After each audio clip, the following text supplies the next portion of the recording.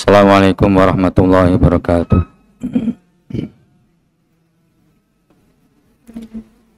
Innal hamdalillah nahmaduhu wa nasta'inu wa nastaghfiruh wa na'udzu billahi min shururi anfusina min sayyiati a'malina. May yahdihillahu fala mudhillalah wa may yudlil fala hadiyalah. Asyhadu an la ilaha illallah wahdahu la syarika lah wa asyhadu anna Muhammadan 'abduhu wa rasuluh. Wa sallallahu ala nabiyyina Muhammad wa ala alihi wa ashabihi wa man tabi'ahum bi ihsanin ila yaumiddin, amma ba'd.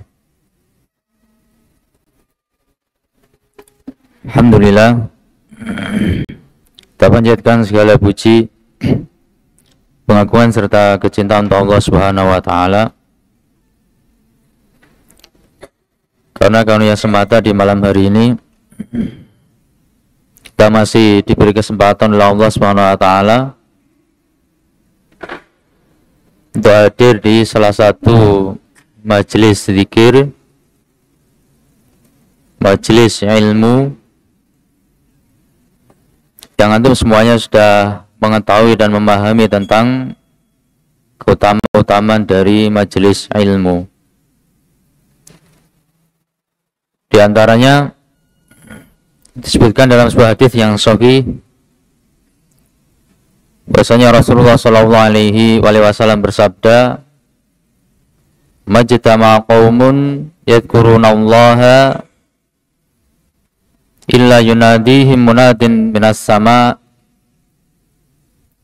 Majtama qaumun, tidaklah suatu kaum itu berkumpul di suatu majelis, yadhkurunallaha, di situ mereka berzikir kepada Allah Subhanahu wa taala.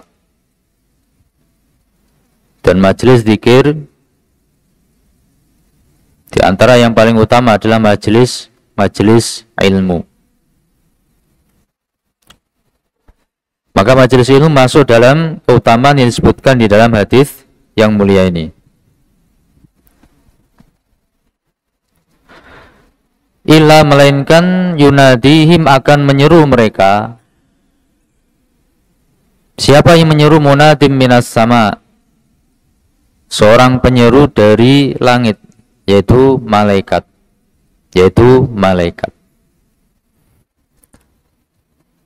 Apa isi seruan dari malaikat kepada orang yang hadir di majelis ilmu? Isi seruannya, anqumu maghfuran lakum wa qad buddilat sayyi'atukum hasanat. Masya Allah, dua keutamaan yang luar biasa dari menghadiri majelis zikir, majelis ilmu.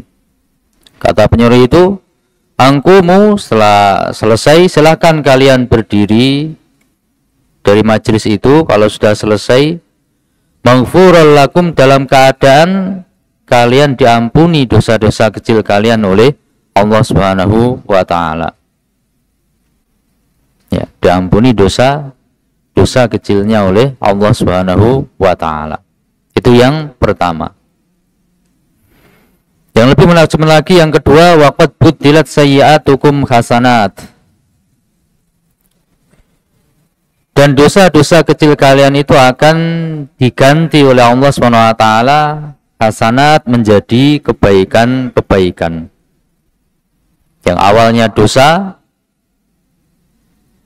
disebabkan hadir di majelis zikir, di majelis ilmu, dosa tadi Allah rubah menjadi apa? Hasanat, menjadi kebaikan-kebaikan, menjadi pahala-pahala. Dosa jadi pahala, bayangkan. Ya, dosa berubah menjadi pahala karena hadir di majelis ilmu. Nah, dan antum sudah paham banyak sekali lah keutamaan dari majelis ilmu. Di antara ini kita tambahkan sebuah hadis yang sahih. Ya, mungkin sudah sering antum dengar atau belum pernah dengar. Tapi apa, kita ingatkan di sini tentang hadis yang sahih tersebut. Maka entah materi yang disampaikan itu mungkin antum sudah mengulanginya 100 kali atau mungkin 1000 kali, enggak masalah hadir. Tidak masalah hadir. Pahalanya luar biasa. Keutamanya luar biasa. Diampuni oleh Allah SWT, malah keburukannya berubah menjadi kebaikan. Dosa-dosa kecilnya berubah menjadi kebaikan. Diubah oleh Allah SWT. Tidak masalah murojaah terus, tidak ada masalah. Tidak masalah pula siapa yang menjadi pematerinya, meskipun lebih muda dari antum.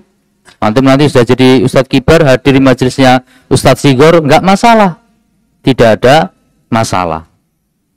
Tapi siap-siap diinjak-injak antum. Siap-siap diinjak-injak kehormatan antum. Zaman sekarang masalahnya, ya zaman sekarang. Beda dengan zamannya ulama salaf dahulu. Tidak dikatakan orang alim kecuali ngambil ilmu dari yang lebih senior, ngambil ilmu dari yang setara temannya, ngambil ilmu dari yang di bawahnya, itu baru alim ulama kalau zaman dahulu. Kalau zaman sekarang gengsi, hadir di majelisnya orang yang lebih junior, oh gengsi, nanti menjatuhkan kredibilitas kita, menjatuhkan nilai kita, disangkanya kita di bawahnya dia. Padahal aslinya nggak masalah. Kalau memang ada kesempatan, hadir aja. Barangkali ada murojaah, atau bisa jadi pula ada suatu faedah ilmu yang kita yang mungkin lebih senior malah belum tahu, yang junior lebih tahu, dapat manfaat lagi.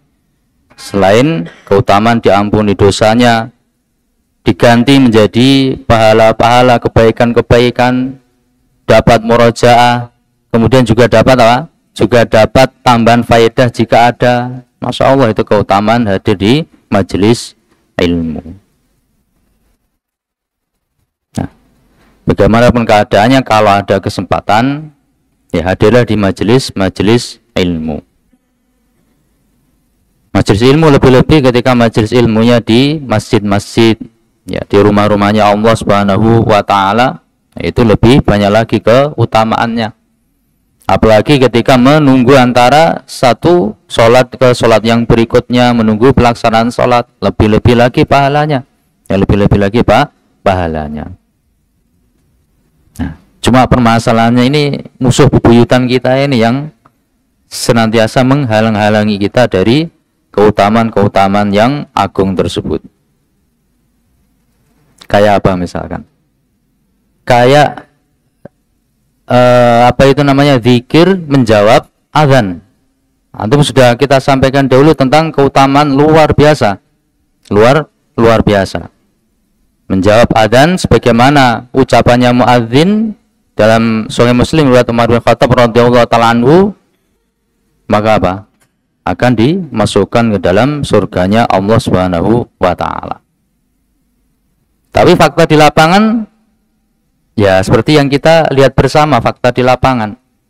Jarang sekali yang mampu untuk mengikuti bacaan-bacaannya muadzin, menjawab bacaan-bacaan muadzin, kemudian berdoa setelahnya, bersolawat setelahnya, itu jarang sekali yang mampu demikian. Padahal sebenarnya sangat ringan.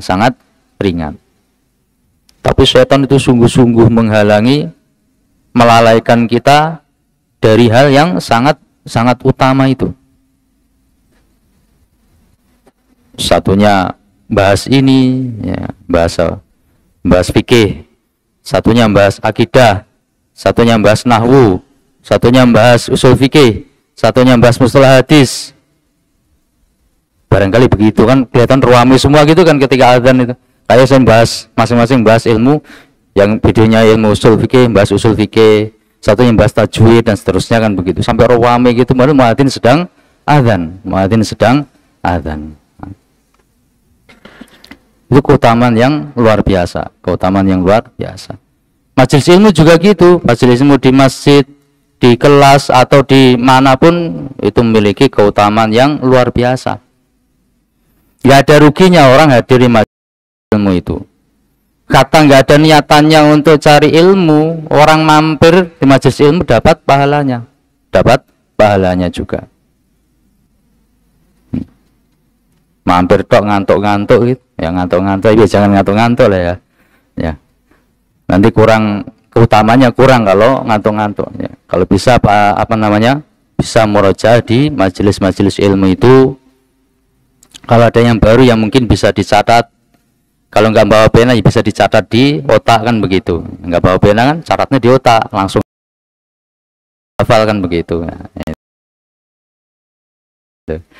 Ya. Yang penting diperhatikan dan diingat-ingat.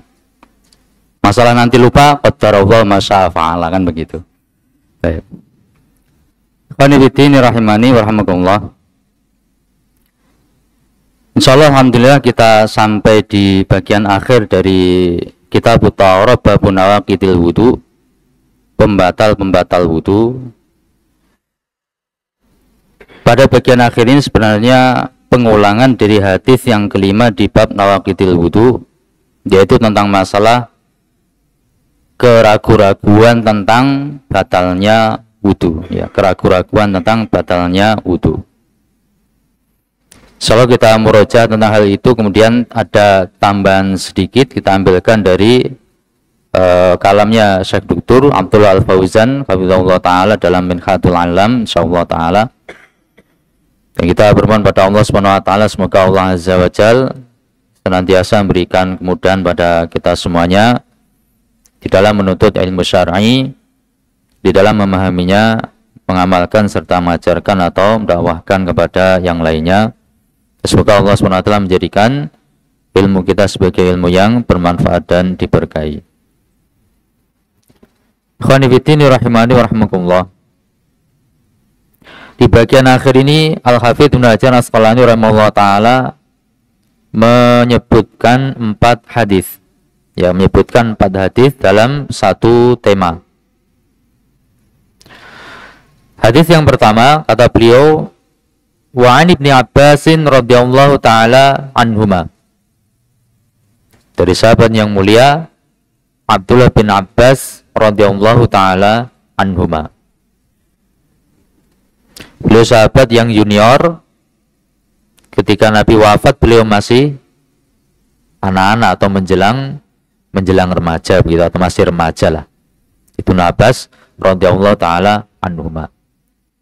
Tapi ilmunya masya Allah, sehingga meskipun masih junior, beliau diikutkan oleh Amirul Mukminin Umar bin Khattab radhiyallahu taala anhu di majelis-majelis musyawarah para tokoh di masa itu. Nah, itu Ibnu Abbas radhiyallahu taala anhuma. Dan beliau termasuk atau merupakan intinya ulama di wilayah Makkah. Ulama-ulama Makkah itu nanti ujung-ujungnya ilmunya kembali kepada Abdullah bin Abbas radhiyallahu taala anhuma. Kalau Kufah Ibnu Mas'ud radhiyallahu taala anhu, kalau di Madinah ada Ibnu Umar radhiyallahu taala anhuma dan Zaid bin Thabit radhiyallahu taala anhu. Ya, tapi kalau di Makkah itu ada yakni Ibnu Abbas radhiyallahu taala anhuma. Anna Rasulullah sallallahu alaihi wasallam qala, beliau bersabda, ya'ti ahadukumus syaitanu fi sholatihi. Ya'ti akan datang ahadakum kepada salah seorang di antara kalian. Siapa yang datang? Asyaitonu, jenis syaiton. Ya. Fi sholatihi, di dalam sholat yang dikerjakan oleh salah seorang di antara kalian. Jadi ketika kita sedang mengerjakan sholat, itu syaitan datang bukan untuk menyemangati sholat, untuk lebih khusyuk, tapi mengganggu, ya, datang untuk mengganggu. Di antara bentuk gangguannya syaitan ketika seseorang sedang sholat, setelah syaitan itu datang, fayangfuhu, lalu syaitan itu meniupkan, ya, meniup fi maq'adatihi, di bagian bawah tubuhnya seseorang yang sholat itu. Tempat duduk itu maksudnya dari bagian tubuhnya itu yang bawah, ya, lebih khusus di bagian pantatnya kan begitu, yang tempat untuk duduk. Fayukhayyalu ilaihi, sehingga dikhayalkan kepada seseorang yang sedang sholat itu, annahu, bahwasanya dia ahdatsa, telah berhadas. Setan datang memberikan was-was, Sebenarnya dia tidak buang angin di dalam sholatnya itu, tapi karena syaitan meniupkan di bagian pantatnya sehingga terasa seperti keluar angin. Terasa seperti keluar angin, seperti berhadas. Nah, ini gangguannya syaitan ketika seorang sedang sholat. Syaitan itu kan seperti itu. Ketika azan dia lari terbirit-birit. Azan selesai balik lagi menggoda manusia. Iqomah lari lagi, selesai iqomah balik lagi mengganggu sampai selesai sholat diganggu oleh syaitan. Syaitan mengganggu terus. Walam yuhdits, padahal sebenarnya dia tidak berhadas. Hakikatnya sebenarnya dia tidak berhadas.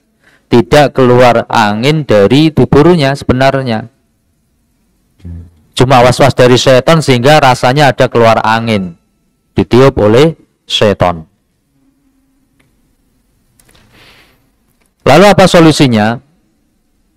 Rasulullah SAW selain memberitahukan dengan nubuahnya tentang perbuatannya syaitan yang seperti itu, beliau juga memberikan solusinya. Fa'idha wajada dzalika, maka idza wajada, jika salah seorang di antara kalian mendapati dzalika, hal yang seperti itu, ada keraguan-raguan, kok kayak ada gerakan di perut, kok kayak ada gerakan angin di pantat, apakah benar keluar angin atau tidak, masih ragu-ragu, timbul was-was. Kalau mendapati yang seperti itu, fala yansorif, maka janganlah dia berpaling, maksudnya jangan membatalkan sholatnya untuk berpaling keluar mengambil wudhu lagi, jangan. Hatta yasma sauta, sampai dia mendengar adanya suara angin yang keluar. Ya, terdengar suara buang angin. Atau sampai yaji dari dia mendapati aromanya. Dia mendapati aromanya buang angin tadi. Akhrajal Bazzaru, hadis ini dikeluarkan oleh Al-Imam Al-Bazzar rahimahullah ta'ala. Hadis ini dari sanadnya ada sedikit sisi kelemahan, tapi secara global masih mungkin untuk dikatakan sanadnya hasan. Adapun status akhirnya hadis ini adalah sahih. Ya, hadis ini sahih bisawahidihi, dengan banyaknya jalur-jalur periwayatannya. Nanti akan disebutkan hadis-hadis dari sahabat-sahabat yang lainnya, yaitu syawahidnya dari sahabat-sahabat yang lainnya. Jadi hadis ini sahih, ya, sahih dari Rasulullah Shallallahu Alaihi Wasallam. Hadis yang kedua, kata Al-Hafidz Ibnu Hajar Al-Asqalani rahimahullah ta'ala, wa asluhu, dan asalnya hadis Ibnu Abbas radhiyallahu ta'ala anhuma ini, asalnya terdapat fi shahihaini, di dalam Sahih Bukhari dan Sahih Muslim, min hadithi Abdullah bin Zaidin radhiyallahu ta'ala anhu, ya, dari hadisnya Abdullah bin Zaid radhiyallahu ta'ala anhu. Ini hadis yang kedua. Jadi hadis yang pertama hadis apa? Ibnu Abbas radhiyallahu ta'ala anhuma. Hadis yang kedua dari hadisnya Abdullah bin Zaid radhiyallahu ta'ala anhu, riwayat Imam Bukhari dan Muslim. Lalu hadis yang ketiga, wali Muslimin, dan dalam riwayat Imam Muslim rahimahullah ta'ala, an Abi Hurairah, dari Abu Hurairah radhiyallahu ta'ala anhu, nahwuhu, semisal dengannya. Ya, semisal dengannya. Ini hadis yang ketiga. Dan hadis Abu Hurairah radhiyallahu ta'ala anhu sudah kita pelajari bersama pada hadis yang kelima pada bab nawaqidil wudu. Ya, hadis yang kelima bab nawaqidil wudu menjelaskan tentang hadis Abu Hurairah radhiyallahu ta'ala anhu, riwayat Muslim rahimahullah ta'ala. Yang terakhir hadis yang keempat, walil Hakimi, dan untuk Imam Al-Hakim Abu Abdillah rahimahullah ta'ala, gurunya Imam Al-Baihaqi rahimahullah ta'ala, yakni Shahibul Mustadrak ala Shahihain. Imam Hakim meriwayatkan an Abi Sa'idin, dari Abu Sa'id Al-Khudri radhiyallahu ta'ala anhu, marfu'an secara marfu' kepada Rasulullah sallallahu alaihi wasallam. Beliau bersabda, "Idza jaa ahadakumus syaitanu." Idza jaa ketika datang ahadakum kepada salah seorang di antara kalian. Siapa yang datang? Asyaitonu, syaiton. Ya, jenis syaiton.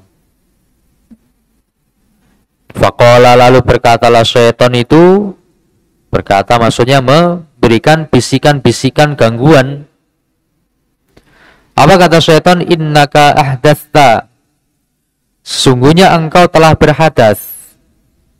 Ya, dibisik-bisiki oleh syaitan, sesungguhnya engkau telah berhadas. Falyaqul, maka kalau mendapati bisikan syaitan yang seperti itu, ucapkanlah kadzabta, engkau telah berdusta. Ya, engkau telah berdusta. Wa akhraja, dan hadis Abu Sa'id Al-Khudri radhiyallahu ta'ala anhu ini juga dikeluarkan oleh Ibnu Hibban radhiyallahu rahimahullah ta'ala bilafzi, dengan lafaz fal yaqul fi nafsihi, hendaklah dia ucapkan dalam dirinya. Ucapkan dalam dirinya maksudnya tidak ucapkan dengan lisan, tapi diucapkan di dalam dirinya sendiri untuk melawan syaitan tersebut. Baik.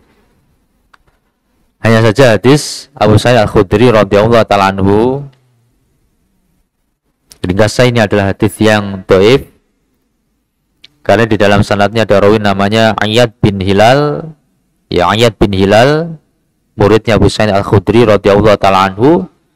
Ayyad bin Hilal ini seorang rawi yang majhul. Ya, seorang rawi yang majhul, sehingga sanad ini adalah sanad yang dhaif. Ya, sanad yang dhaif. Yang sahih adalah hadis yang pertama, kedua, dan ketiga. Yang menjelaskan tentang gangguannya syaitan ketika seorang sedang sholat, maka jangan diperdulikan, harus dilawan was-wasnya syaitan tersebut. Jadi tetap lanjutkan sholatnya, jangan dibatalkan sholatnya kecuali yakin batal. Ya, kecuali yakin batal. Khanibitin rahimani wa rahmatullah. Di sini ada beberapa pembahasan masalah. Masalah yang pertama yaitu dari sisi fikihnya. Ini sudah kita bahas ketika hadis Abu Hurairah radhiyallahu ta'ala anhu, hadis yang kelima di bab nawaqidil wudu, bab pembatal wudu, yang mana pada materi tersebut kita sudah membahas beberapa masalah dengan kesimpulan, ya, dengan beberapa kesimpulan. Kesimpulan yang pertama, keluar angin dari jalur belakang itu membatalkan wudu, dan ini disepakati oleh para ulama rahmatullahi alaihim ajmain. Di antara nukilkan ijma yaitu al-Imam Ibnu Mundzir rahimahullah ta'ala, Ibnu Qudamah rahimahullah ta'ala, Ibnu Taimiyah rahimahullah ta'ala, dan beberapa ulama yang lainnya. Itu kesimpulan yang pertama.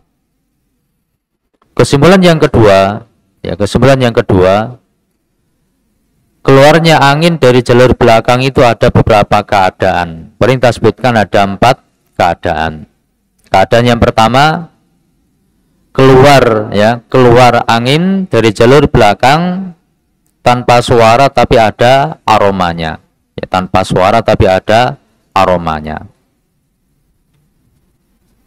Keadaan yang kedua, tanpa aroma tapi ada suaranya. Tanpa aroma tapi ada suaranya. Keadaan yang ketiga, ada suaranya, ada aromanya. Keadaan yang keempat, tidak ada suaranya, tidak ada aromanya, tapi yakin keluar, maka berarti itu juga batal wudunya. Itu juga batal wudunya. Itu kesimpulan yang kedua. Kemudian kesimpulan yang ketiga, jika seorang itu yakin sudah berwudu, kemudian setelah itu dia ragu-ragu apakah wudunya sudah batal atau belum, maka yang rojih wudunya tidak batal. Ya, yang rojih wudunya tidak batal, Dan itu pendapatnya jumhur, mayoritas para ulama rahmatullahi alaihim ajmain, dan satu riwayat dari Imam Malik rahimahullah ta'ala. Kesimpulan yang keempat, kebalikannya, kalau seorang yakin sudah batal, kemudian ragu-ragu apakah sudah berwudu ataukah belum, maka ketika dia hendak sholat wajib untuk berwudu. Kenapa? Karena yakin sudah batal dan ragu-ragu apakah sudah wudu ataukah belum, maka wajib berwudu ketika dia hendak sholat. Dan ini sepakat oleh para ulama rahmatullahi alaihim ajmain. Ya, sepakat oleh para ulama rahmatullahi alaihim ajmain. Baik. Itu beberapa kesimpulan fikih dari pembahasan yang terdahulu. Ya, dari pembahasan yang terdahulu terkait masalah ragu-ragu ini, dan juga telah kita sebutkan beberapa kaidah terkait hal itu. Di antaranya yang paling masyhur yaitu kaidah apa? Al-yakinu la yazulu bisyak. Al-yakinu, sesuatu yang yakin itu, la yazulu, tidak akan bisa hilang, bisyaki, dengan sebab keraguan. Ya, dengan sebab keraguan. Kalau ragu batal, kemudian kalau yakin batal tapi kemudian ragu-ragu sudah wudu atau belum, ya berarti dianggap batal. Dianggap batal. Ya. Kalau ragu sudah berwudu kemudian kalau yakin sudah berwudu kemudian ragu-ragu apakah sudah batal, berarti dianggap masih belum batal. Ya, intinya al-yakinu la yazulu bisyak. Yang yakin tidak akan hilang dengan sekedar keraguan. Ya, yakin tidak bisa hilang dengan sekedar keraguan. Yakin sebelumnya itu bukan istrinya, ragu-ragu sudah akad atau belum. Ya berarti belum istrinya, ya, belum istrinya, bukan istrinya. Ini ragu-ragu kok. Orang lain yakin orang lain bukan istrinya, kemudian ragu-ragu sudah akad atau belum. Apa ada gitu? Enggak ada ya. Ragu sudah akad atau belum. Ini nggak bisa al-yakinu la yazulu bisyak. Baik. Itu masalah yang pertama, sudah lewat pembahasan tentang fikihnya. Sekarang masalah yang kedua. Ya, masalah yang kedua, tambahan dari, kita ambilkan dari kalamnya Syekh Dr. Abdullah Al-Fauzan hafizahullah taala wa rahimahullah. Syiddatu adawati syaitani lil insani. Sangat kerasnya permusuhannya syaitan kepada manusia. Manusia itu betul-betul musuh bebuyutannya syaitan. Syaitan itu benci luar biasa kepada makhluk yang namanya manusia. Yang namanya manusia. Kenapa? Ya, karena apa? Dendam masa lalu. Ini dendam masa lalu.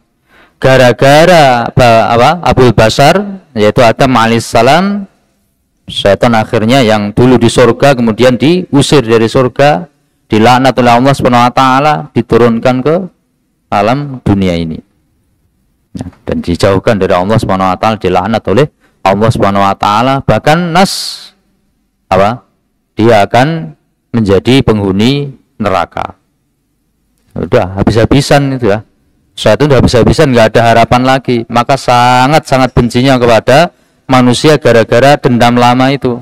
Gara-gara Adam ini, ya, gara-gara Adam dia diusir dari surga, ya, diusir dari surga, dilaknat oleh Allah SWT, diturunkan ke dunia, kemudian sudah dinas bahwa dihukum bahwasanya dia akan kekal selamanya di neraka. Sangat-sangat benci kepada manusia. Tapi anehnya manusianya itu, yang aneh itu manusianya. Manusia itu banyak kali jadikan setan sebagai temannya, ya, menganggap setan sebagai temannya. Tapi labelnya bukan setan, labelnya bukan setan. Namanya mungkin A, namanya B, namanya C, namanya D, dan sampai Z. Namanya bukan setan, tapi namanya bukan setan, tapi hakikatnya adalah setan. Nah, itu masalahnya. Maka di sini diingatkan syiddatu adawati syaitani lil insan. Syaitan itu sangat keras permusuhannya kepada manusia. Di antara bentuk permusuhannya sebagaimana dalam hadis tadi, syaitan berupaya untuk merusak ibadah yang dilakukan oleh manusia. Yang dilakukan oleh manusia. Kaidahnya secara umum tidak ada suatu keburukan apapun, melainkan syaitan itu akan memberikan semangat manusia supaya melakukan keburukan tersebut, supaya gandrung kepada maksiat-maksiat. Nah, kalau berkaitan tentang kebaikan, tidak ada kebaikan apapun kecil maupun besar, melainkan syaitan akan berupaya menghalang-halangi manusia dari melakukan kebaikan tersebut. Itu langkah awalnya. Kalau kebaikan dihalang-halangi supaya tidak melakukan kebaikan tersebut. Nah, di waktu apa? Di waktu tertentu ada keutamaan tertentu untuk amalan tertentu, dipalingkan oleh syaitan untuk hal-hal yang tidak ada manfaatnya, sehingga luput dari mengamalkan keutamaan ini. Luput dari mengamalkan keutamaan ini. Nah, di sini ada majelis ilmu, di sana ada majelis cangkruan. Ya, majelis cangkruan. Wah, enak cangkruan, ngobrol ngalor ngidul, bahas enggak tahu bahas apa. Ya, bahas mulai A sampai Z atau lebih dari Z. Ya. Terus ya, kan gitu. Nah, kalau ngobrol itu kan nggak ada habis-habisnya. Ringan sekali, enak. Awalnya ngobrol-ngobrol yang mubah, lama-lama nyerempet-nyerempet, semakin lama yang haram gitu. Tapi nggak terasa, karena itu kerjaannya setan seperti itu. Maksudnya membujuk rayu manusia pelan-pelan. Gaya setan itu pelan-pelan. Maka Allah SWT akan mengatakan wala tattabi'u khutuwatis syaiton, kan begitu. Janganlah kalian mengikuti langkah-langkahnya syaitan. Syaitan itu langkahnya ada tahap-tahapannya, adalah tahap-tahapannya nggak langsung, tapi ada tahapan-tahapannya. Dipalingkan dari yang utama. Nah, lalu dipalingkan dari kemudian mulai nyerempet hal-hal yang tidak manfaat. Semakin jauh nyerempet ke hal yang makruh. Lama-lama menjadi hal yang haram dan seterusnya. Ya seperti itu, seperti itu. Ya. Jadi kalau kebaikan dihalang-halangi. Nah, kalau ngamalkan sunnah itu kan berat sekali. Ngamalkan ketaatan itu berat sekali, padahal sebenarnya ringan. Hakikatnya ringan sebenarnya. Tapi karena digandoli oleh setan menjadi terasa berat. Kalau hadir di majelis ilmu ngantuk. Nah, itu memang seperti itu. Majelis ilmu ngantuk. Nah, tapi kalau majelis ngobrol nggak ngantuk. Nggak ngantuk. Kalau majelis ilmu, belajar Quran, belajar sunnah, ngantuk. Karena memang seperti itu. Digandoli oleh setan, ya, ditahan oleh setan. Tapi kalau majelis zikir yang bid'ah, sholawatan bid'ah, semangat ya. Nggak ngantuk-ngantuk. Meskipun sampai jam 1 malam nggak ngantuk itu. Nggak ngantuk. Saya yakin nggak ngantuk. Karena apa? Tekengane setan. Ya, tekengane setan. Nah, seperti itu. Nah, itu memang makarnya setan, laknatullah alaih seperti itu. Seperti itu. Nah, maka sebenarnya hadir di majelis ilmu itu suatu hal yang sangat penting. Cuma kita banyak yang kurang perhatian tentang masalah majelis ilmu itu. Majelis ilmu itu seperti sering kita sampaikan atau pernah kita sampaikan. Yang pertama itu ibadah kepada Allah Subhanahu wa Ta'ala. Yang kedua, kita dapat meroja ilmu atau ada faedah ilmu yang kita dapatkan di majelis ilmu tersebut. Mungkin yang baru atau mungkin mengingatkan yang lama dan semisalnya. Yang ketiga, di majelis ilmu itu kemudian kita berjumpa dengan saudara-saudara kita. Masalah komunitas. Nanti bisa saling mengingatkan tentang perkara-perkara kebaikan. Nah. Maka di sini disebutkan oleh Syekh Abdullah Al-Fauzan hafizahullah taala, firman Allah SWT di surah Fatir ayat 6, inna syaitana lakum aduun fattakhidhuhu aduwa. Surah Fatir ayat 6. Allah ingatkan, inna syaitana, sesungguhnya yang namanya syaitan itu lakum, bagi kalian adalah aduun, musuh bagi kalian. Setan itu, ya, kata Allah Subhanahu wa Ta'ala. Nah, karena itu adalah sejatinya musuh, fattakhiduhu aduwwa, adalah kalian menjadikan setan itu sebagai musuh. Jangan dijadikan setan sebagai teman. Karena sebenarnya dia adalah musuh. Innama yad'u hizbahu liyakunu min ashabis sa'ir.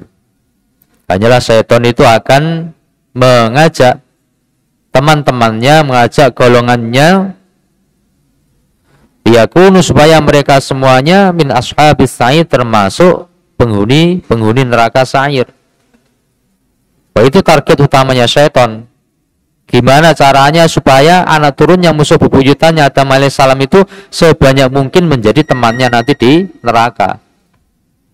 Nah, itu apa tujuannya syaitan, target operasinya itu bikin sebanyak mungkin manusia itu menjadi temannya nanti di neraka.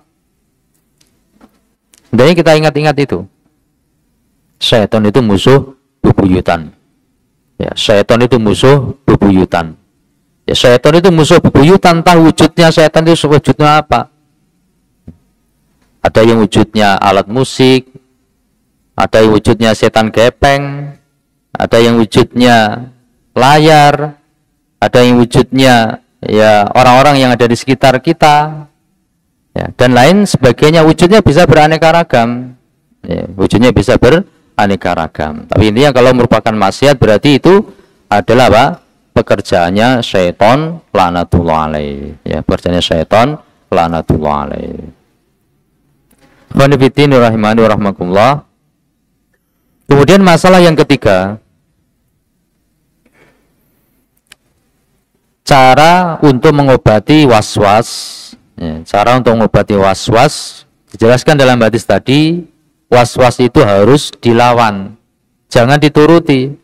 Ketika sholat kemudian was-was kayak batal, kayak enggak, sudah tinggalkan, ya jangan dituruti, ya jangan dituruti.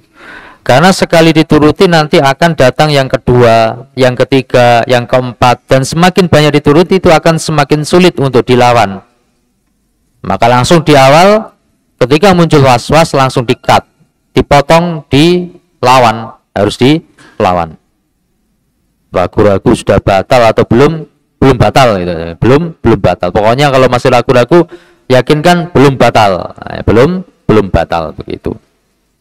Nah, itu harus dilawan was-was dari syaitan karena akan sangat membahayakan.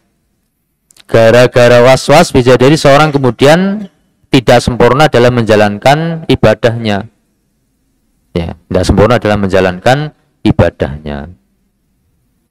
Bahkan bisa jadi gara-gara was-was dari syaitan seorang kemudian meninggalkan amal ibadah.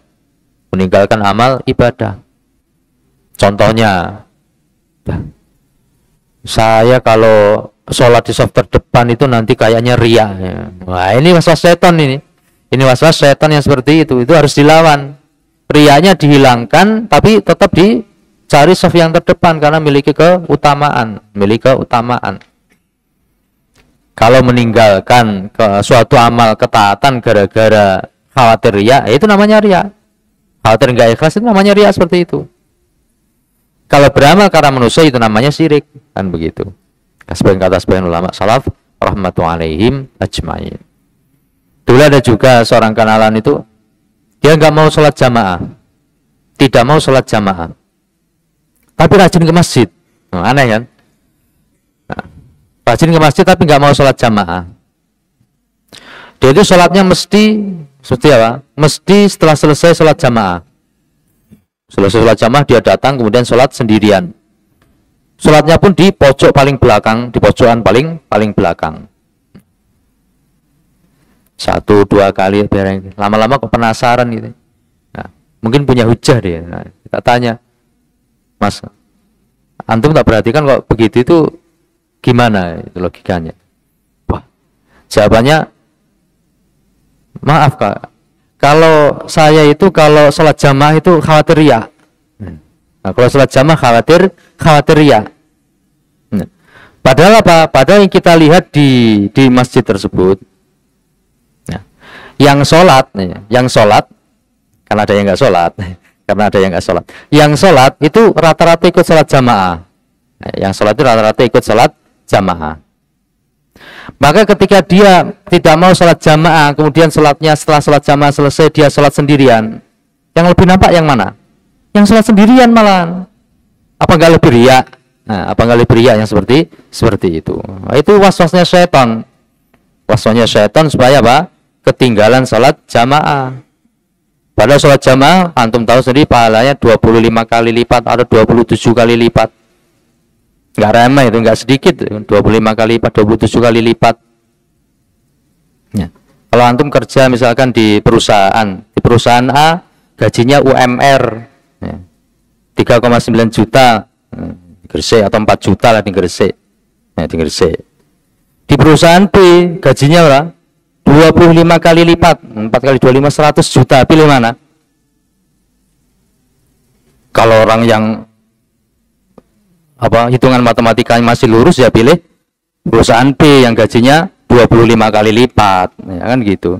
25 kali lipat. Nah, ya. Nah, itu was-was dari syaitan, itu hendaknya dihindarkan. Nanti was-wasnya kan ulama khilaf. Iya, ente jangan bilang gitu. Ulama-ulama. Nah, maksudnya kalau yang model-model kita nggak usah bilang gitulah. Karena apa? Ujung-ujungnya kalau kita nggak sholat jamaah, nanti apa? Pegang setan gepeng atau tidur atau apa? Kayaknya kemungkinan untuk pegang kitab itu kecil lah, pegang Quran itu kecil, atau bahas ilmu itu kecil. Kalau level-level kita ini nggak sholat jamaah, ujung-ujungnya ya seperti itu. Nggak usah gaya-gaya ulama khilaf. Kalau level-level kita nggak level untuk bilang seperti itu. Nah, kalau orang lain beda lagi. Kalau level kita nggak level untuk bilang seperti itu.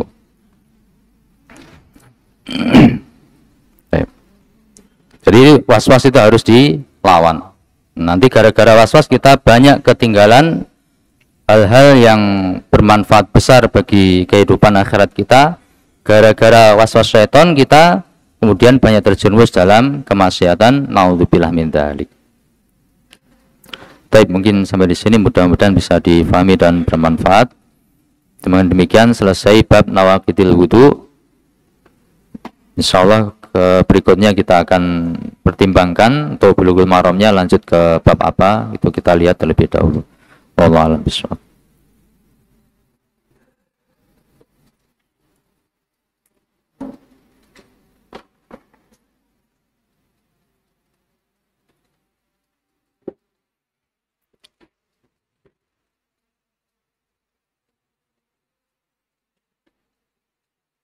Apakah termasuk riya ketika kita menulis amalan-amalan yang telah kita lakukan, terus dilihat oleh orang lain? Maksudnya catatannya dilihat oleh orang lain dan kita dipuji oleh orang tersebut. Ini pertanyaan muskilah. Ini kita butuh tahu motifnya, untuk apa amalan-amalan itu dicatat, ya, untuk apa amalan-amalan itu dicatat. Ya. Memang ada sebagian orang pernah kita lihat mencatat khatam Quran. Setiap khatam Quran dikasih seret. Khatam satu lagi seret, khatam lagi seret, khatam 5 seret, itu udah 5. Nah, sudah kita lihat itu sampai deret beberapa gitu, sudah khatam entah berapa kali kita lihat. Tapi ya nggak muji, karena muji itu kan bahaya kan begitu. Ya. Cuma ya memang kita timbul pertanyaan, kok dicatat kira-kira kenapa? Ya? Kok dicatat kira-kira kenapa? Tapi mau tanya juga sungkan kan gitu. Kok ini khatam Qurannya kok dicatat kenapa? Ini mau tanya sungkan. Nah, maka itu butuh untuk diketahui tentang motifnya. Motif apa? Motif itu pendorong ya, faktor pendorong untuk melakukan perbuatan itu apa? Kenapa kok dicatat?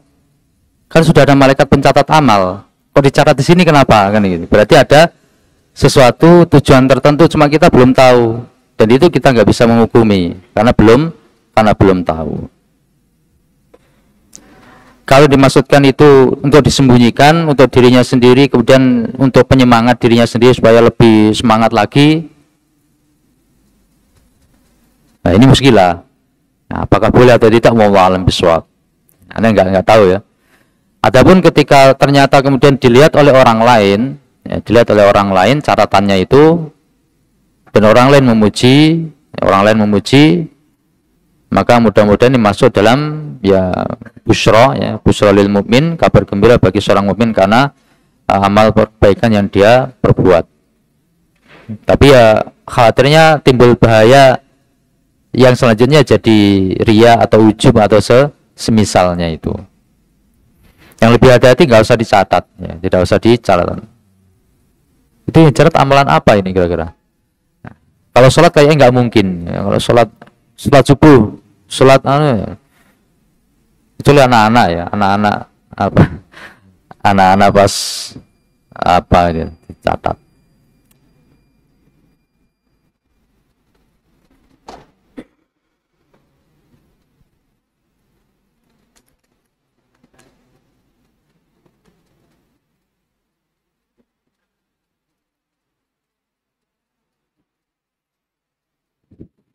Apa itu bernadar dan apa hukumnya? Apa hukum membatalkannya? Panjang ini. Nadar itu intinya mewajibkan untuk diri kita sendiri sesuatu amalan yang asalnya tidak wajib. Itu nadar. Kayak misalkan puasa Senin